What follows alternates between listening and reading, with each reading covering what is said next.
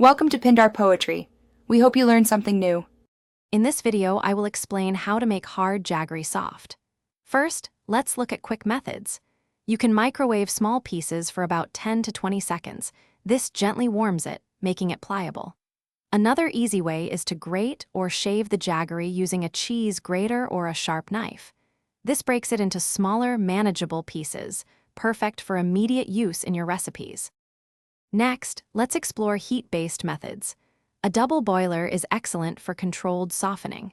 Place your jaggery in a heat-proof bowl set over a pot of simmering water. The gentle steam will gradually soften it over 5 to 10 minutes without direct heat. This technique ensures the jaggery melts evenly and retains its rich flavor, making it perfect for syrups or sauces. Now, let's consider moisture-based approaches. For slightly hard jaggery, adding a few drops of water and letting it sit can help.